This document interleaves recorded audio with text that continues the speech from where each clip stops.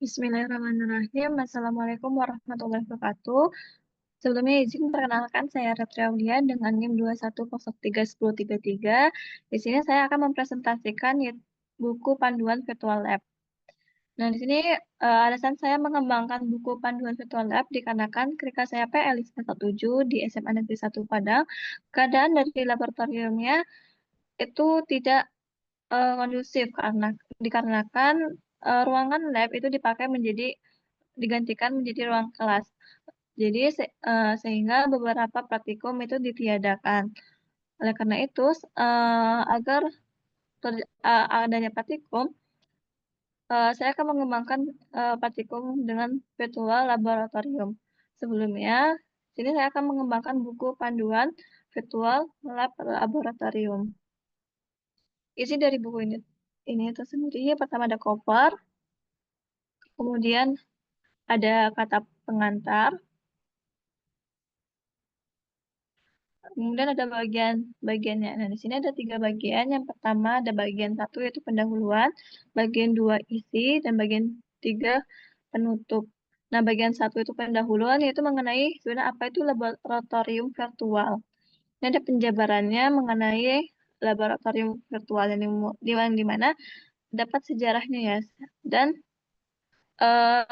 mengapa kita harus memakai laboratorium virtual.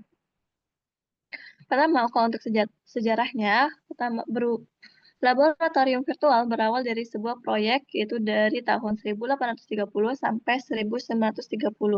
Dan di sini proyek ini bertujuan untuk meneliti sejarah tentang experimentalization of life yang mencari hubungan antara ilmu kehidupan, seni, media, arsitektur, serta teknologi dalam paradigma percobaan. Nah, kemudian terkembangnya virtual laboratorium virtual ini untuk pertama kalinya yaitu pada penelitian fisiologis yaitu pada abad ke-19. Berikutnya, laboratorium virtual dapat didefinisikan sebagai lingkungan interaktif untuk membuat dan melakukan percobaan simulasi.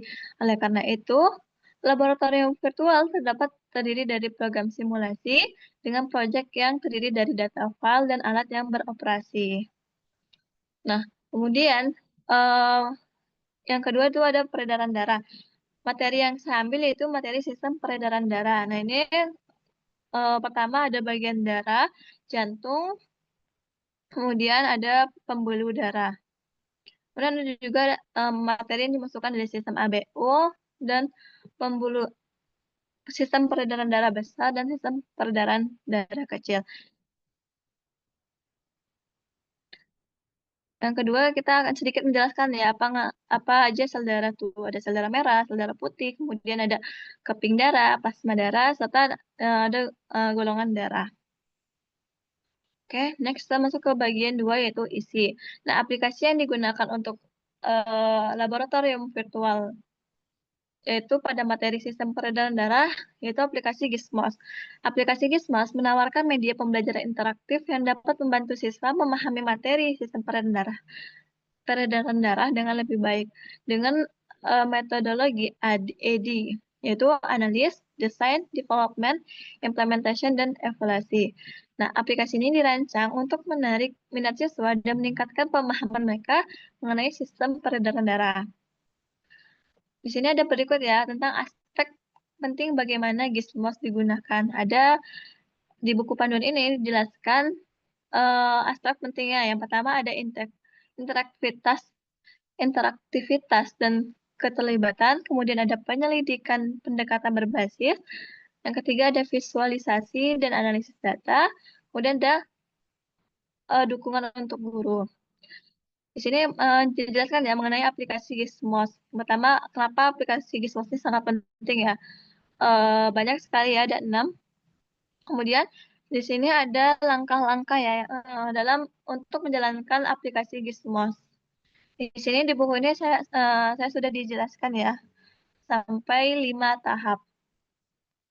Nah, kemudian aspek aja yang dilihat dari Gizmos ini sendiri yaitu nanti dilihat ada organ jantung, pembuluh darah, dan darah.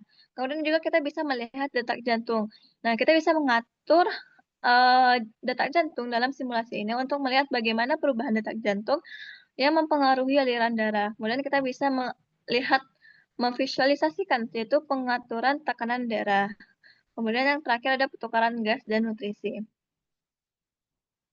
Nah, kemudian ada bagian 3 yaitu penutup. Di sini, kesimpulan mengenai tentang GISMOS ya.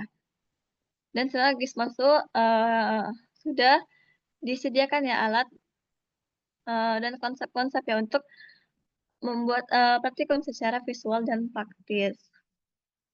Mungkin ini saja yang, sedikit ya penyampaian mengenai bahan pengembangan buku panduan, praktikum laboratorium virtual.